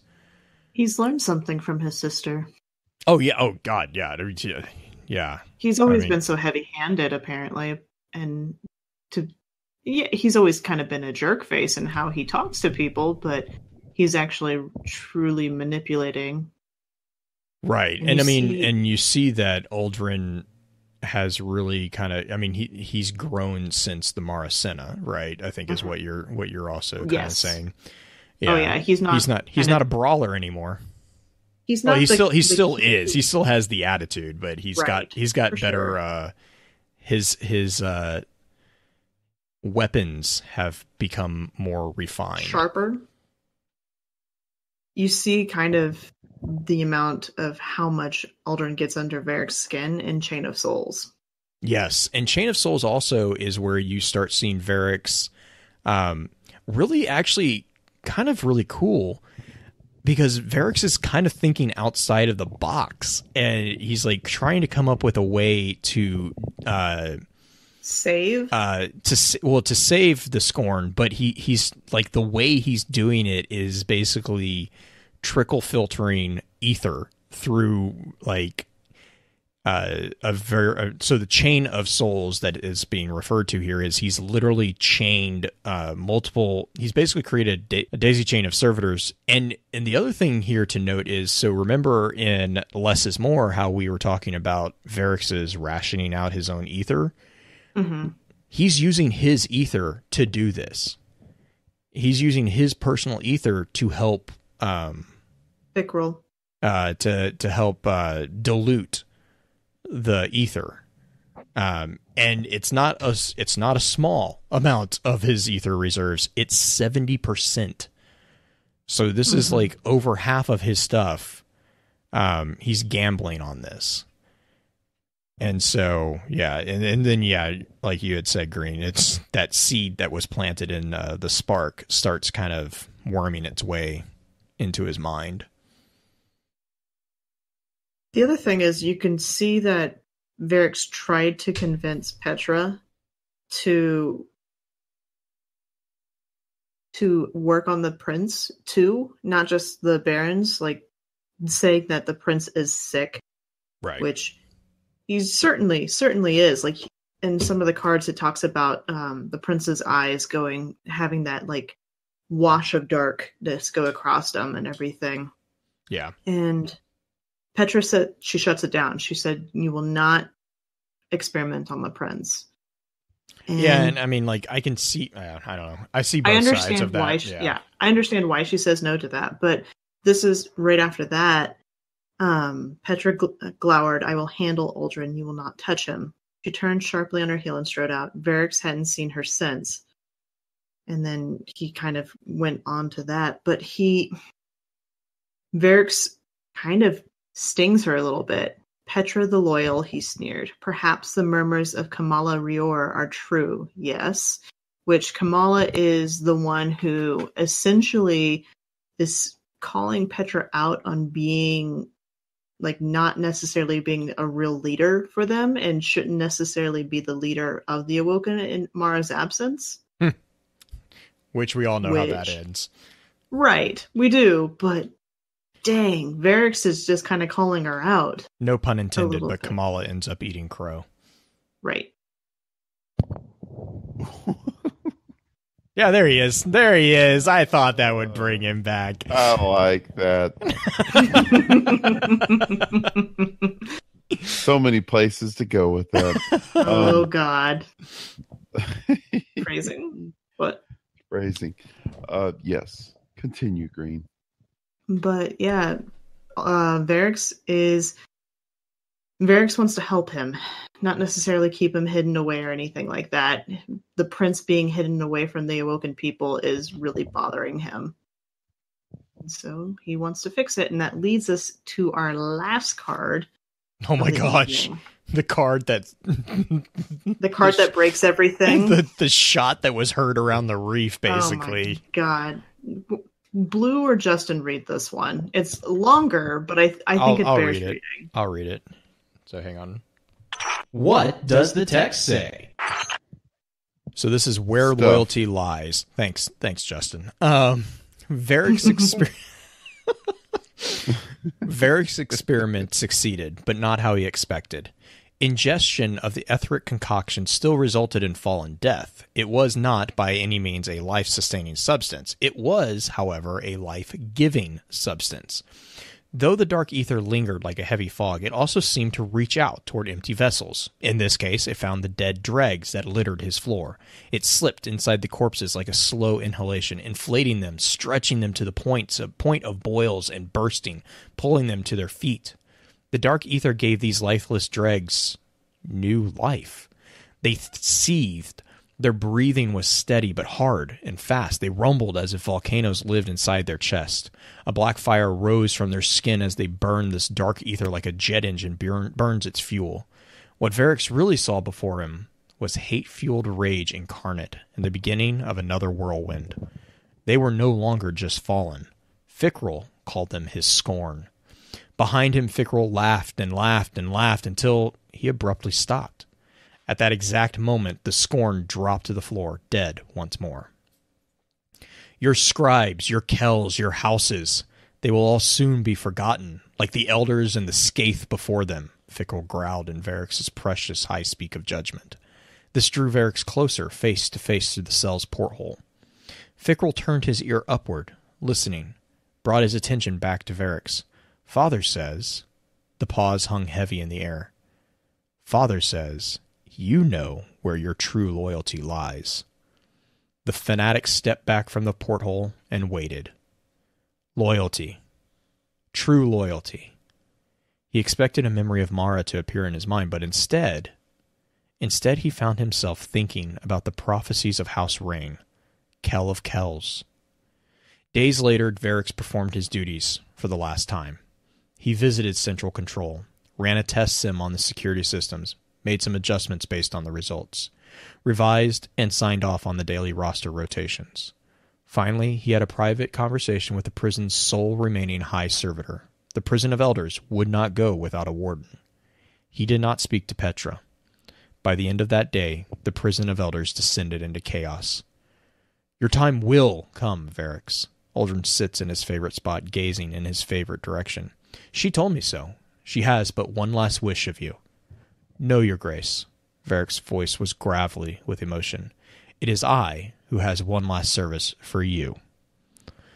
Variks left before he could change his mind. A klaxon blared. The voice of the prison's high servitor echoed over the loudspeakers, in Variks' voice. Security systems malfunction. Emergency shutdown and reboot commencing. The place dropped momentarily into darkness, but emergency lighting quickly illuminated the cell block. All around him alarms sounded, warning lights flashed, mnemonics hissed, and cryogenic fluids evaporated to fog as the cryocells lining this cell block began to open. Variks moved as quickly as he could towards the exit, not bothering to look back, for he knew what he'd see. The Scorn Barons and Prince Uldren were free, as was every single resident of the Prison of Elders. Variks slipped out under cover of prison anarchy through the same secret passage in which Petra and Cade had smuggled Prince Uldren. There a ship wait loaded with the prison's ether stores. As he walked, he made 2 recordings to be sent out by the prison's relays once he was away. For the first, he disabled his voice synth and began, in the deep resonance of high speak, to give commands. He didn't know how many would answer Judgment's call, but he had to try. For the second, he turned his voice synth back on. They call me betrayer, I, who was most loyal. They do not think I hear the words. Bugs. Insect. He paused. Fallen. Up long strides, fast now, along the ramp into the ship, toward the bridge. A vandal in wolf colors saluted him as he passed. I hear the words. House Judgment always hears. No choice. To keep the houses together. He paused again as he reached the bridge of his ship. Judgment always hears. The great machine stood in judgment. Elixni fell to fighting, fell to hate. Emotion caught in his voice. Cannot stomach this hate. As he spoke, the ship's engines rumbled to life. On the screens, Variks could see explosions resonating through the prison, his former charges running rampant. His ship passed through the bay's barrier and began to move off. Nowhere else to go. Nowhere else to be. Here. He drew himself up to his full height. And so I become Variks the Kell, House Judgment envoy to the Elixni people. No choice, he repeated, chuckling deep in his throat. His voice was calm. Elixni must rise. Yes. Dum dum dum. Variks trying to take on the mantle. Except, I mean, like, so he calls for it, but he doesn't. Like he's recognizing power can himself. Only be granted. Yeah. Well, he's recognizing himself as the Kell of Judgment, which, to be fair, kind of has the right to, because he's the only one of Judgment. Like, he doesn't specifically call himself Kell of Kells, but like I see, like, I think he's just basically, I think this is Variks obviously just being like, you know what, enough is effing enough. Like, I'm obviously no one's gonna do this, so here I'm just gonna take care of it. Like, I'm just gonna do it myself. Yeah. What's interesting to me is that this is further clarification that the different houses aren't necessarily, they're like teams more than, I guess. You could switch. How do you mean? Oh yeah. Well, it's the feudal. Teams. It's the feudal system. It's definitely a feudal system because, well, and this is to kind of go back. This is not the first time that we've seen Elixni Fallen switch from house to house. We had House. Was it Winter, who deferred? Was it Winter that deferred to wolves, or wolves that deferred to one of the barons? One of the barons in Winter, I think, had been a Winter wolf was the one or something. On Venus. I don't remember. Basically, we've seen issues of, we've seen instances. I mean, the whole consolidation of House Dusk with the Kell of Kings telling Uldren, "Hey, you have to be the one to take control because I am too proud." Basically, is what he's saying. He's like, I can't, in good faith, make the statement to converge all houses, but you can. And so that's where you see the Kell of Kings bow to Uldren, is because he does that with the understanding, and Uldren does, but he does that with the message to Uldren that I will give you the recognition of being a Kell above me if you will then use that power to save my people. Mm-hmm. And that's where kind of Krask kind of signs his own death warrant in a way. But like, and so the transference of alignments has definitely been there, but I also get the sense that Judgment is different. House Judgment is not meant to be. House Judgment is aligned to the Elixni. It's not aligned to House Judgment, if that makes sense. Like, that's kind of the feeling I get with them, is they kind of are, I get the sense that House Judgment kind of serves all houses, but serves none. Like they're present, they're present in all houses, but they serve none. If that makes any sense, they are the judges that are outside of the system. They're outside the political system, supposedly. So yeah, supposedly. I mean, like I'm not gonna. I mean, we don't know enough to get into like a full debate on the politics there, but like Judgment, I get the sense that Judgment, while Judgment might have had the same political structure internally, like they might have still had, you know, whatever internally, though actually now that I'm thinking about that, I don't think even they had their own Kell. I'm not. No, I have to go back. I don't think they reread did that, because I think I've they always, were the only house that we knew that didn't have one that was at least this. We know there was never one established as far as Destiny's right. timeline. And Pins is saying this as well. Like I always got the feeling that it was very much like the Eastern concept of judges and arbiters. There was a scribe, if you will, within each house from House Judgment, but they were a neutral party. They were there to make sure that the other houses stayed on the up and up. Like they were the neutral party that could call anybody to task without fear of political retribution.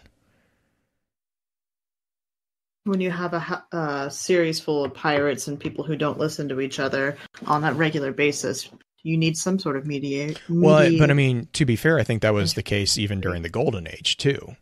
I think that's where, like, because this goes back to an earlier card, the Unknown Space.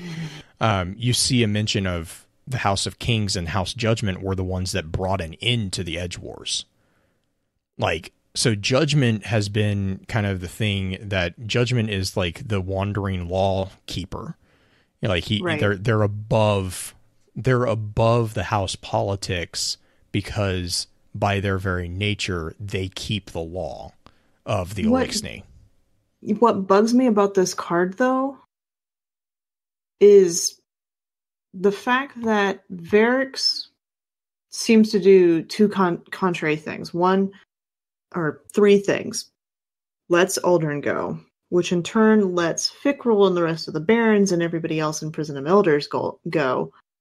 And then he wants to gather the last of the Fallen together, or at least try to gather the Fallen together. Yet he releases the Barons, which are some of the worst at converting the Fallen into other scorn and causing havoc and splitting up all the different Fallen houses.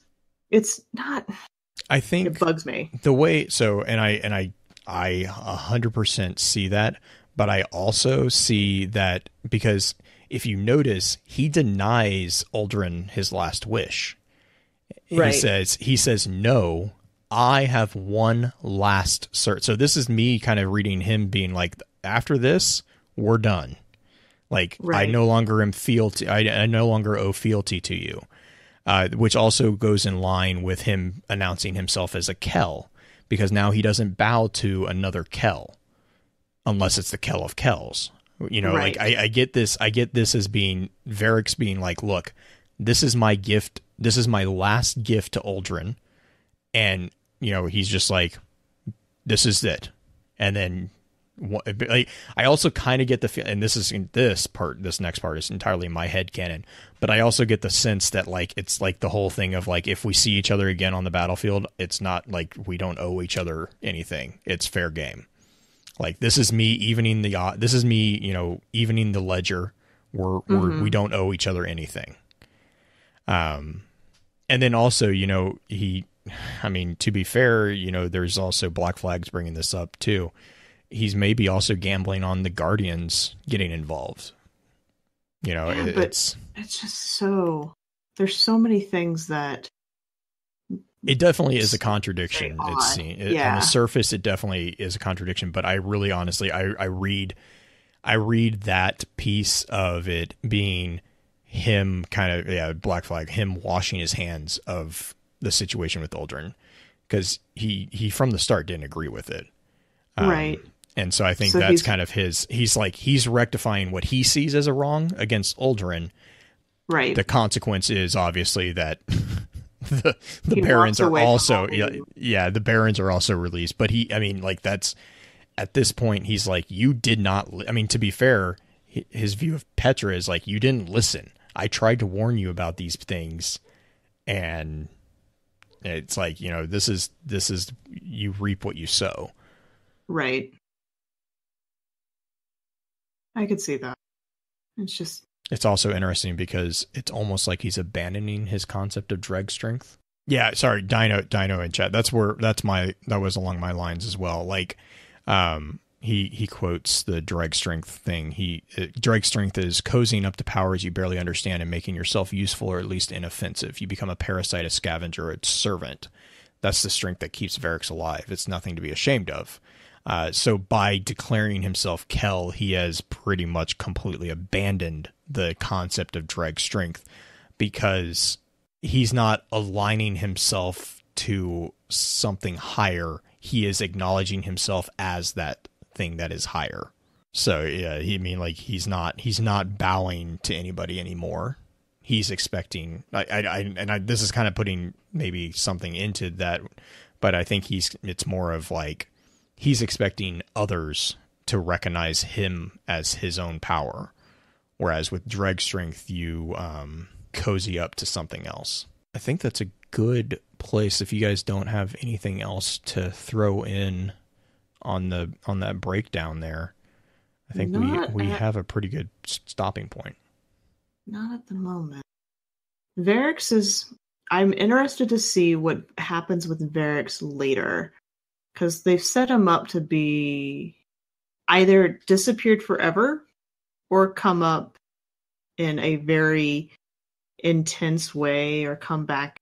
Like, he could do so many different things knowing him. I'm really interested because with the ending that we have here with Variks, and then also with Mithrax running around somewhere. Oh my god. Yeah. Like there's so many possibilities. Like they could team up. They could be at odds. They could just not care each other. They could not care about each other. There's honestly. Do you want to explain who Mithrax is a little bit? Basically, long story short, Mithrax is the captain that we had the opportunity to spare. It was one of the only missions. Actually, I think it's the only mission that you actually had two different endings. Your decisions actually impacted the way the mission ended. And this was on Titan. And Mithrax kind of is just like doing his own thing at this point. I don't think he's kind of, Mithrax. He's known by a couple different things. You see him also actually interacting with Guardians and with Sejur, and he's kind of making his way around stuff. Doing things that are not in line with the traditional view of the Elixni or the Fallen. He is aligning himself with independent forces, which is really interesting to me. But I can also, like I said, I can see him getting along with Variks in the same way I can also see him not getting along with Variks. Right. I'm interested to see where these two divergent lines, if they're going to intersect. I can't see how they won't intersect, But Right. how they collide is going to be a very interesting thing. I agree. I think it'll be... Mithrax is definitely one of the more interesting characters, in so much that just don't... He's such a wild card. You just don't know what in the world is going to happen. Yay! Another book down. Only like 6 more to go, it seems. Yeah. Next week, I'm excited, though. Yeah. I'm super pumped for next week. Do you have any shout-outs, Green? I do. My shout out is actually kind of a slight self-promotion for us. It is the fact that in your RSS feed, you probably have noticed there are some extra things going on or extra things dropping. Those are the supplements, the audio supplements that a few of us have recorded. Blue's recorded one. I've recorded a few, or I guess Blue, you've recorded 2 of them. I've recorded a few, and we had Infested Potato help us along with the Ghost Stories one. That is available not only in your podcast feed, but also on YouTube. And they were a ton of fun to play or record and get into the minds of some of these different characters, which is also terrifying. Self-promotion. Mara Sinis is next week's topic, and that was the first book I recorded, and it is intense. You want to hear about the history of the Awoken and where they came from? Mara Sinis will give you a lot of that information, and it's amazing. And my shout out is kind of a shameless self-plug of go listen to my audio recording of it, guys. It's amazing. It's fun. Also, like I said at the top of the show, keep an eye on the social media and the Discord servers. We will be putting out information about the giveaways and the other stuff that we're doing for the 3-year anniversary out there. And again, just huge shout out to you guys, the listeners, and those who are in live chat right now, and those on the Discord server, and everyone who, just kind of keeps giving us feedback and encouraging us to keep doing what we're doing. Really, it's because of you guys that we are doing this, because, otherwise we would just, yeah. But huge shout out to you guys. But yeah, I think that's going to be it. We'll run through an outro, and then we'll see you guys next week. Yeah. With that, we'll begin to wrap the chat up. Thank you again to those over on Twitch for coming to spend your evening with us. If you'd like to join us for the live streaming of the episodes, please be sure to give us a follow over on twitch.tv/focusfirechat. Links to our episode archives can be found at www.focusfirechat.com. Please be sure to email us at focusfirechat@gmail.com with any comments or questions for our team concerning the podcast, and let us know how we're doing by giving us some feedback and a rating over on iTunes as well. Also, be sure to check out all of our amazing partner podcasts within the Guardian Radio Network over on theguardiansofdestiny.com. So until next time, focus your fire and may your light shine bright.